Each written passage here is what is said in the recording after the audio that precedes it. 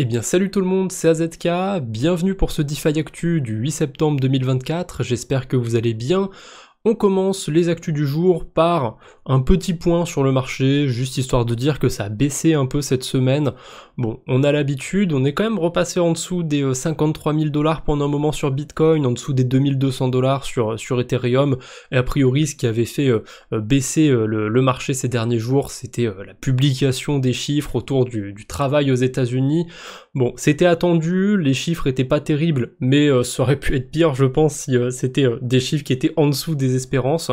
Donc petite correction sur le marché crypto, voilà, qui en pâtit. Mine de rien, on est encore pas mal corrélé aux États-Unis sur le marché crypto. Et je voulais parler d'un truc un peu particulier, d'un record sur Ethereum. Je pense qu'il y a personne qui en a parlé de ce record, mais le 1er septembre 2024, on a eu la journée avec le moins d'Ethers brûlés. Pour ceux qui sont pas au courant, il y a un mécanisme de burn, un mécanisme où on brûle des Ethereum à chaque transaction. Je vais dire des bêtises, mais il me semble que quand vous faites une transaction, il y a une bonne partie des frais, peut-être, allez, 90%, je suis pas du tout sûr que ce soit ça, mais vous me corrigerez dans les commentaires si j'ai tort, mais il y a une grosse partie des frais qui sont brûlés, donc c'est des Ethereum qui n'existent plus maintenant, ils sont envoyés sur une adresse à laquelle on peut pas avoir accès, et c'est grâce à ce mécanisme qu'on peut de temps en temps être déflationniste sur le réseau Ethereum, parce que les jours où il y a beaucoup d'activité, bah, il y a plus d'Ethereum qui sont brûlés que d'Ethereum qui sont créés, parce qu'il y a toute une économie sur la blockchain Ether, on crée des Ethereum à chaque bloc pour récompenser les validateurs, pour pouvoir donner un intérêt économique à des gens de sécuriser le réseau Ethereum, sauf que bah, ça peut pas être magique, on peut pas brûler des Ethereum à l'infini, parce que pour ça veut dire qu'il faut qu'il y ait de la hype, il faut qu'il y ait des gens qui soient prêts à passer leurs transactions plus chères, et ça fait plusieurs mois qu'on se rend compte que les gens ne sont pas pressés pour passer leurs transactions, parce que mine de rien, je l'avais déjà dit dans un DeFi Actu assez récent, il y a toujours autant d'activités sur Ethereum. Alors si je vous le présente comme ça, vous pouvez me dire que certes il y a quand même pas mal d'activités, c'est plutôt stable, mais c'est légèrement en baisse, non, l'activité sur Ethereum, donc c'est peut-être pour ça qu'on a eu le point bas le 1er septembre. Si jamais je mets ce graphique là sur un an, c'est le graphique avec le nombre de transactions qu'il y a par jour sur Ethereum, tout de suite ça s'inverse si on regarde sur un an. Ça a l'air d'être limite un tout petit peu haussier comme graphique. Et si je vous montre tout ça en début de cette vidéo, c'est pour faire écho un petit peu plus tard dans la vidéo à un petit drama qu'il y a eu autour d'un tweet que j'ai fait, comme quoi chacun a sa façon d'interpréter les choses. Parfois on voit les choses qu'on a envie de voir, ou on interprète les choses qu'on a envie d'interpréter, et du coup c'est très important de savoir prendre du recul quand on regarde des graphiques, ou de pas avoir une opinion qui est trop cloisonnée, parce que si on prend du recul, bah en fait ça fait des années qu'il y a à peu près autant d'activités sur Ethereum, et qu'on est un petit peu au maximum de l'activité possible sur Ethereum, donc les frais baissent en ce moment, mais c'est pas parce qu'il y a moins d'activité, c'est parce qu'il y a moins d'intérêt, les gens sont moins pressés pour passer des transactions, parce que c'est un système d'enchères. Si vous êtes vraiment pressé pour faire une transaction, bah vous la mettez un petit peu plus cher que les autres, sauf que si tout le monde se met à faire ça augmente les frais, c'est pour ça que de temps en temps, on a des petits pics sur les frais de transaction. Ça veut pas nécessairement dire que ça y est, c'est le bear market ou quoi que ce soit, il y a peut-être l'intérêt qui est un peu sur d'autres écosystèmes, mais c'est factuel, en ce moment, Ethereum est légèrement inflationniste. On enchaîne un petit peu avec les actus, et vite fait pour rebondir avec la volatilité sur le marché, ça se passe plutôt mal pour le marché au global, mais sur la blockchain SUI, je sais pas pourquoi, l'écosystème SUI il est plutôt en forme. Là on voit que sur 24 heures SUI il a pris 10%, et sur le screenshot que j'ai fait de mon portefeuille c'est encore plus parlant, donc c'est le portefeuille de la chaîne YouTube, et il y a pas très longtemps, j'en avais parlé sur la chaîne principale, je me suis exposé à quelques meme coins sur la blockchain SUI, et ils sont tous dans le vert aujourd'hui, plus 30% sur Blub, plus 80% sur Suicune, enfin voilà, l'écosystème SUI il est en forme, mais attention, ça me rappelle fin mars 2024, où le marché crypto il était parti un petit peu en correction, et la blockchain Aptos, l'écosystème Aptos même en général, était très bullish. J'ai pas les graphiques sous la main, mais je vous invite à aller les voir si vous êtes curieux, mais Aptos a clairement surperformé sur la fin du mois de mars 2024, il était clairement en contre-tendance par rapport au marché, il avait bien performé à ce moment-là, mais depuis le mois de mars 2024, enfin plutôt début avril pour Aptos, il a fait que baisser. Après, c'est le cas aussi de Bitcoin, c'est le cas du marché au global. Depuis mi-mars, on fait que baisser sur le marché crypto. Donc ça veut pas dire que ça va nécessairement continuer les prochains mois, mais c'est factuel, depuis mars, il s'est passé ça. Donc là, voir que l'écosystème suit, pump pendant qu'il y a tout qui baisse, ça me rappelle un petit peu ce qui s'était passé sur Aptos au mois de mars, et du coup, je me méfie un petit peu. Donc je suis un petit peu exposé, j'ai commencé à prendre mes profits sur le Blub justement, vu que lui il a très bien performé. Pas de conseils en investissement bien évidemment, et j'aime toujours l'écosystème suit, mais pour ce qui est du côté spéculatif, je me méfie. Je l'ai vu du côté d'Aptos, donc c'est pas impossible que ça se reproduise du côté de la blockchain suit. On enchaîne avec, pas un hack, heureusement, il n'y en a pas eu ces derniers jours. Par contre, on a eu un message du hacker Dollar Finance qui a été envoyé au hacker de PenPy. Je vous ai fait une vidéo sur le sujet il n'y a pas très longtemps. Et dans ce message, il nous dit « Bien joué frérot, j'ai pas vu de hack comme ça depuis un moment. Content de voir que tu as gardé l'argent et que tu n'as pas rendu une miette. Tu as gagné. Ils ont perdu. » D'ailleurs, je l'ai pas mis de côté, mais le hacker de PenPy, il a commencé à envoyer des milliers d'Ethereum sur Tornado Cash. Donc c'est ce que je disais sur ma vidéo autour de PenPy. Si jamais le hacker envoie des fonds sur Tornado Cash, a priori, c'est qu'il a pas prévu de rendre l'argent, donc je pense que si jamais vous êtes impacté par ce hack, c'est mort, et c'est clair que là, cette news, vous allez pas la prendre à la rigolade, mais bon, comme j'ai pas été impacté par le hack de PenPy, j'avoue que j'ai rigolé quand j'ai vu ça, le culot un petit peu du hacker de reconnaître un petit peu le travail de son confrère, on pourrait dire. Bref, il s'en passe tous les jours des choses rigolotes sur la blockchain. Du coup, après les mauvaises nouvelles, on va dire, comme d'habitude, on passe au levée de fonds, et ça me laisse un petit peu bouche bée, cette première levée de fonds. Puffpo, un projet de Vape to Earn qui lève 6 millions de dollars, donc vous êtes incité à vapoter pour gagner, je sais pas, ça va sûrement être un airdrop, une crypto, je ne sais quoi. Sur le papier, ils se vendent comme un projet qui a pour but d'aider les fumeurs à trouver le chemin de la rédemption et à transiter plutôt vers le vapotage parce que c'est meilleur pour la santé, mais moi j'ai juste l'impression qu'ils vont inciter plus de gens à vapoter, et en plus avec une incitation économique, donc c'est complètement absurde. Je pense que c'est un gros contre son camp pour le projet. Voilà, ils ont levé des sous, donc c'est qu'ils ont réussi à convaincre des investisseurs, mais honnêtement, je trouve que c'est un petit peu honteux ce genre de projet. Vous pensez ce que vous voulez sur le vapotage, sur la cigarette ou quoi que ce soit, même s'il n'y a pas de nicotine ou quoi, être incité à me bousiller un peu la santé, même si c'est très léger, pour avoir un airdrop. Bon, je le fais déjà assez en restant longtemps devant mon écran, je vais pas en plus affecter d'autres organes de mon corps.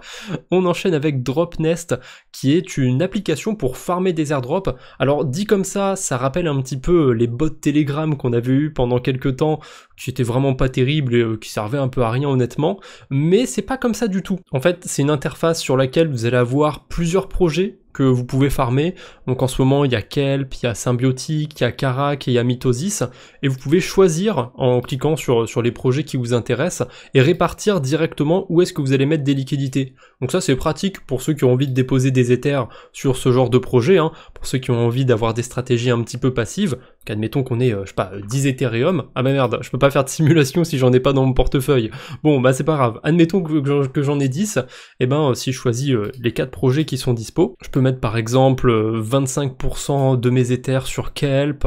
32% de mes Ethers sur Symbiotic, 22% de mes Ethers sur Karak et le reste sur Mitosis, et boum, en une transaction, mes Ethereum ils vont aller se déposer sur tous les protocoles. Donc c'est sympa, ça va pas non plus vous chercher des airdrops qui sont ultra compliqués à aller farmer, ça va surtout être des airdrops passifs, on va dire, à base de points, mais je trouve l'outil quand même plutôt pertinent, ça peut être utile de retrouver tout ça sur la même interface, et surtout, bah, c'est pas un truc comme Amphore qui va gérer un petit peu les stratégies, c'est vraiment vous qui voyez où vous déposez les liquidités, et j'aime bien cet aspect-là. Donc sur le papier, je pensais que j'allais tirer un peu sur le truc, mais ça a l'air pas si mal. C'est pas le truc ultime pour farmer des airdrops, vous allez pas devenir riche du jour au lendemain avec un produit comme ça, mais c'est bien pratique pour tout ce qui va être airdrop passif, airdrop à points. Et pour terminer cette petite page des levées de fonds, on a Balance, une blockchain autour du gaming qui fonctionnerait avec de l'intelligence artificielle.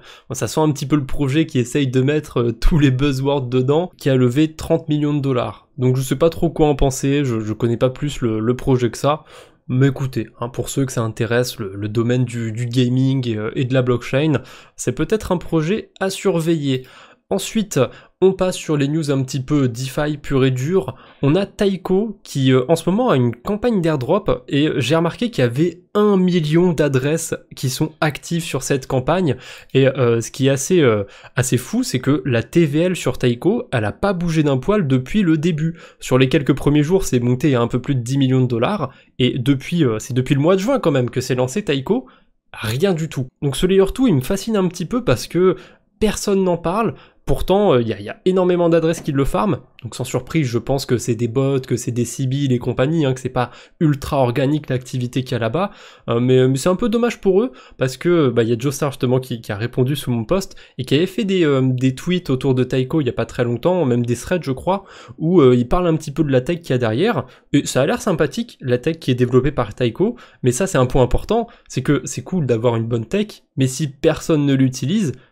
ta tech elle sert à rien. Donc Taiko, je demande à voir. Le token aussi a de très mauvaises tokenomics, je crois qu'il y a quelque chose comme 5 ou 7% des tokens qui sont en circulation, donc il a une FDV juste abusée. Mais bon, pour ceux qui farment un petit peu du côté de Taiko, au moins si vous avez un minimum de liquidité, il n'y a pas beaucoup de concurrence, mais il n'y a pas grand chose à faire. Même au niveau des protocoles, j'avais fait une vidéo au début de Taiko, et il n'y a pas énormément de choses qui sont arrivées depuis. Le petit drama du jour, j'ai fait un tweet hier, si je dis pas de bêtises, qui a fait un peu parler de lui, il a fait quand même 44 000 vues, 100 j'aime, et j'ai gagné pas mal d'abonnés, donc ça aussi c'est quelque chose qui est intéressant, c'est que la majorité est toujours silencieuse, et même s'ils s'expriment pas dans les commentaires, ces gens-là on peut quand même les voir, hein, parce que c'est pas anodin si j'ai récupéré des abonnés, s'il y a des gens qui ont liké, je pense qu'il y a la majeure partie des gens qui ont compris ce que je voulais dire dans ce post, mais le souci c'est que ceux qui parlent le plus, c'est ceux qui vont pas nécessairement saisir